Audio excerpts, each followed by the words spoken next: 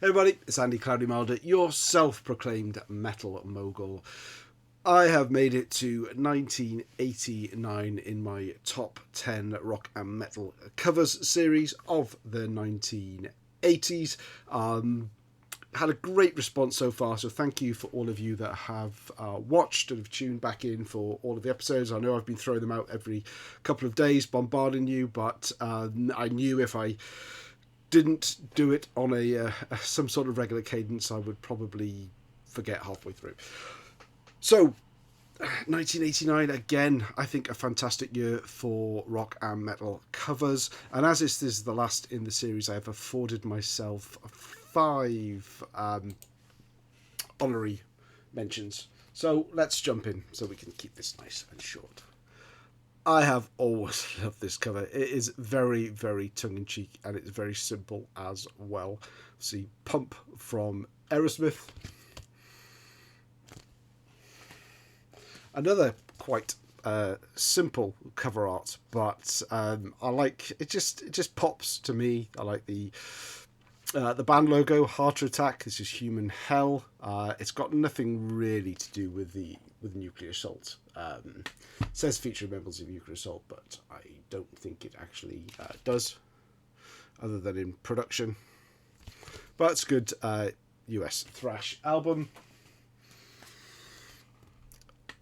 I seem to be attracted to albums that have this kind of blue in them. You've probably seen a few of them that I've selected so far in this past decade, but this is Mania and Changing Times, a German power metal band in the vein of Halloween.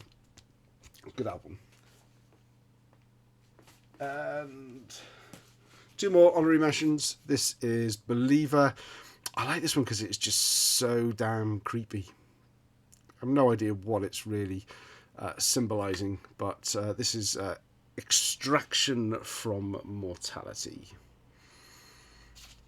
Believer, with the tiniest lyrics ever. All this space, they stick the lyrics on there and make them too small to read. And the last honorary mention for 1989, again, it's that blue. Just find it. It's just a colour that attracts me, certainly to album covers. So when there's a lot of blue in there, I do like it. Again, not particularly complex album cover, but I just love the look on this guy's face. Absolutely climbing the walls he is. Wrathchild, America. So, on to my top 10. In no particular order, as with the other videos. And obviously, I am limited to what I have in my collection to show.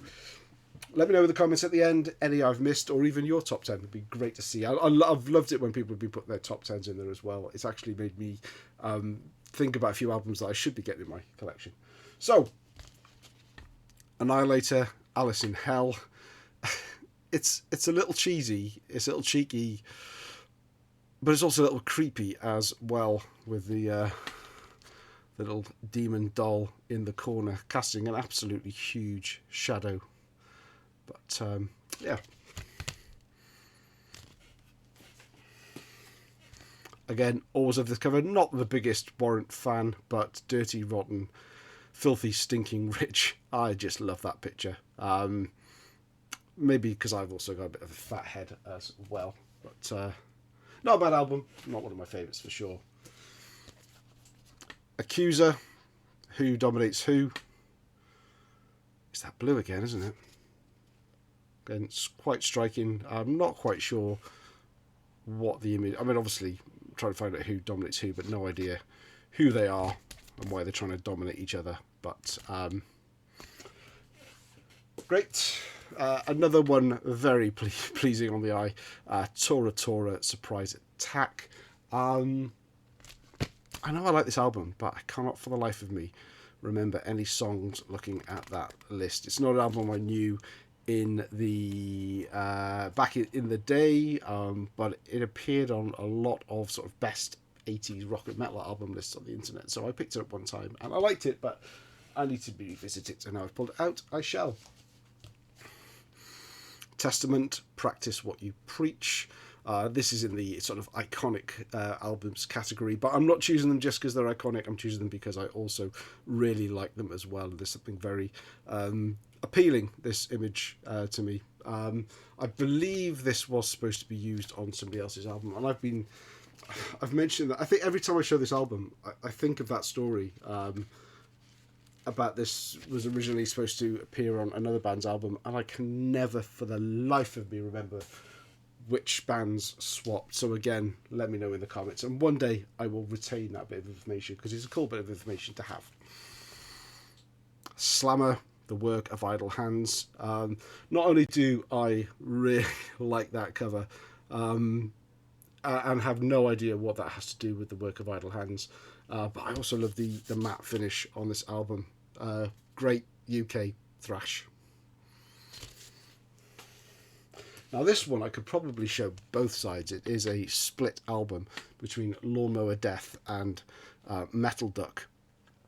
But what a fantastic Lawnmower of Death picture that is. Absolutely fantastic artwork. I will show you the other side as well because it's quite amusing with the Metal Duck flipping the bird.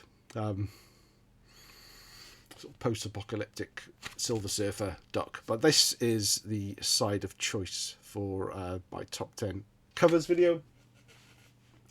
This one's a little bit different as well, but again I kind of find it pretty striking. I believe all the Dogs D'Amour covers certainly around this time were all drawn by Tyler. This is Errol Flynn. Again, just it's obviously a hand-drawn image, but carries on over onto the back cover as well. But just a really nice picture, one of the ones that you can just sort of stare at and see something a little bit new every time that you look at it. Another, I guess, hand-drawn cover, Sea Hags, self-titled album. Again, so much detail, so many bits that you can lose yourself in and find and look at the detail and discover parts that you hadn't spotted before.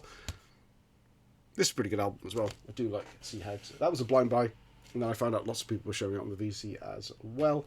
And last, but by no means least, Overkill, The Years of Decay. Needs no introduction. Very iconic cover, but also one that I have always been attracted to. So that's it.